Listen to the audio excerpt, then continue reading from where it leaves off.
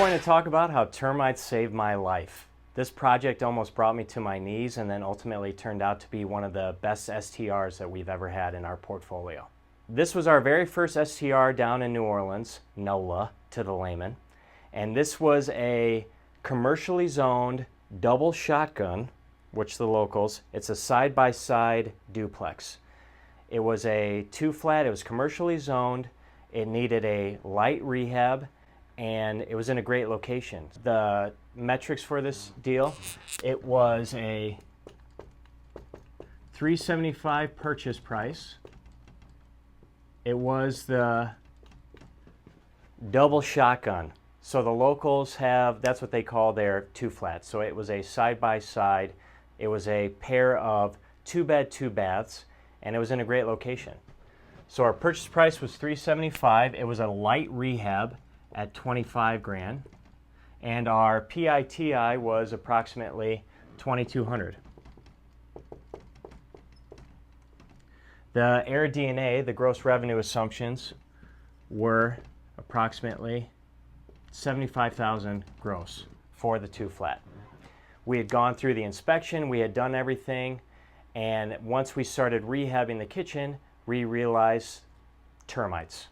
And not only did we have a few termites, we had termites all over the property. So that's when I started freaking out and started sweating a little bit.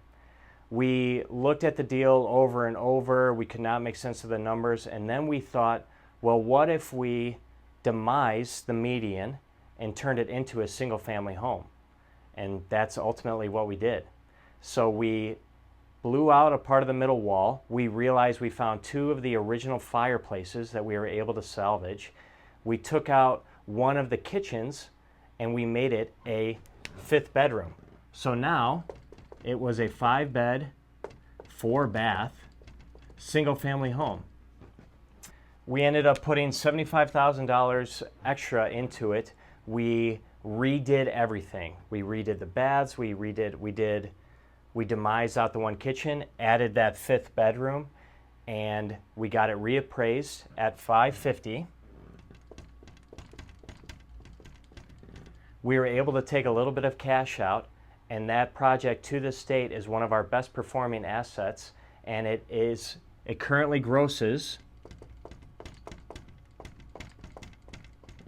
$135,000 a year. The draw to this project was very simple. The location was great. It had that traditional New Orleans feel. It had the cool colors. It was in the great area. It was near the French Quarter. It was commercially zoned. So in other videos, we talk about the zoning, how key that is for the STR. It was commercially zoned, and we would have been grandfathered in. So the permitting process was relatively easy. It was the 2-flat, which was nice, where we thought, well, we could rent it as a single family or we could rent it as a 2-bed, 2-bath. So it had a little elasticity in our opportunities. And then it was in so-so shape. It was a moderate rehab. It just needed some lipstick, it needed some paint, and we had to rehab one of the bathrooms. So it wasn't too big of a undertaking in a new submarket. We had been looking in this particular submarket for quite some time in New Orleans. We had developed a handful of relationships with the local realtors, and this particular deal had been listed on the MLS for about 4 months. And it's on a faster street, and it needed light rehab, and at the time, the market was going crazy, so people were taking a pass on it. We were able to negotiate and get that deal at $375,000. When we were looking in this particular submarket, we were looking for properties that were between $500,000 and $250,000 on the low end. And a local realtor had brought us this deal, and it immediately jumped out at us. It had light rehab, it was in a great location, and we felt as a 2-flat, we could have the opportunity for elasticity of a single-family home or rent it as 2 individual units, and that jumped out at us. So then we started digging deeper and doing our due diligence. We looked at the existing 2-bed, 2-bath comps, and they were strong. And then we looked at the single family as a 4-bed, 4-bath, and those also supported our 20% gross ROI that we talk about in a different video here. When looking at the comps, it's important to see what type of amenities they offered as well.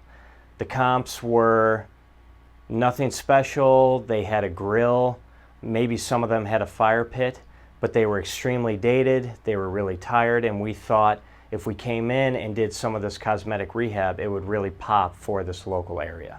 So to these termites that saved my life, when we had closed on the property, we had an inspection done. It was a traditional mortgage, and there was a little bit of termite damage that we saw and we knew, and it would cost $1,000 to $2,000 to totally eradicate, move, treat, and then replace with the new wood. And our findings, so we started demoing that bathroom, and as we started peeling back the walls more and more and more, we were lucky to find that there was termites pretty much throughout the entire home. So we hit pause, we had to reevaluate everything, and it's a good lesson in dealing with inspections because the inspector is only going to inspect what they can see without tearing any walls, looking at anything, and it may be worth even having a second set of eyes if you have something as glaring as termite damage. And I'm here to tell the tale. So now we have found all of our new friends, and our termites are throughout the entire home, and we're all sweating and crying and trying to figure out how we're going to survive another day. So these are the initial numbers. This is what we had thought. We peeled back, and now we have to bring in a construction crew. Now mind you, this is our first project in a new submarket, so finding someone trustworthy, interviewing someone that understands termites, it was a mad dash scramble to try and figure this all out. And what we learned is that, just kidding, it's not $1,000 or $2,000 in termite damage, it's about $75,000 in termite damage. So what do? Well, this analysis is under that two flat scenario, and with this termite damage and everything we had to do, we had to rip out pretty much everything. So if you're pretty much ripping out everything, why not make it whatever you need it to be? So then we started analyzing and looking at it, well, what if we had run it as a single family deal? And the numbers were much better. So we went back to the bank, we told them what had happened, and not anyone can cut a check, right, for $75,000 in rehab costs. So you can either cut that check, which most can't do, or you could go to the bank and see if you could do a construction loan to support this, and you would have a single family home that would have a new ARV, and it would have a new gross revenue, and it would be effectively a new construction home that would be ready to go under this scenario. So we have our initial purchase price of $375. It's no longer a two flat, it's now going to be a single family home. We have another $75 that we'll just call termite, right? So what do? We were able to, at this time, we were able to do that in cash, but you would have to do a construction loan. So you now have a 5-bed, 4-bath, and an ARV of $450. So we were able to take down pretty much everything. We removed one of those kitchens and turned it into a bedroom to make that 5-bed, 4-bath. We had a brand new property. The appraisal came in after the fact at $550 for the single family home now. And then we reran the analysis. So a much larger home in this area that was rehabbed with a fire pit and all these wonderful things now has a gross revenue of $135,000. So these termites, my best friends, forced us to totally reevaluate the deal, and it ended up working much, much better. It's one of our best projects to date, and it's lavender haze. So what did I learn from this project? One, having a good inspection sometimes isn't enough. Sometimes it takes a second set of eyes. 2, when you're crying yourself to sleep every night, hang tight, take a deep breath, and keep evaluating, keep exploring, keep talking to people, keep trying to figure something out. And one of the other biggest things that we learned about this deal was learning really the construction end and how you would deal and vet contractors in a submarket that you're not currently in. So we started to develop systems and our templates and our paperwork and how you interview contractors and what are the steps. And with that, how you deal your relationships with your local lenders. Constant communication, what's going on.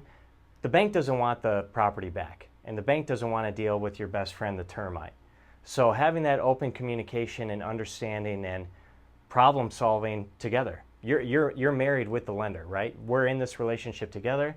This is what's going on, and having that open communication was one of our biggest takeaways on this deal. And from the construction to the inspection to looking at a property with a different lens, those are things that we learned that we use to this day. In our next video, we're going to talk about these exact lessons, how they pay dividends 3 years later on a deal that we just closed creatively. If you'd like to learn more at more properties, please subscribe. Thank you.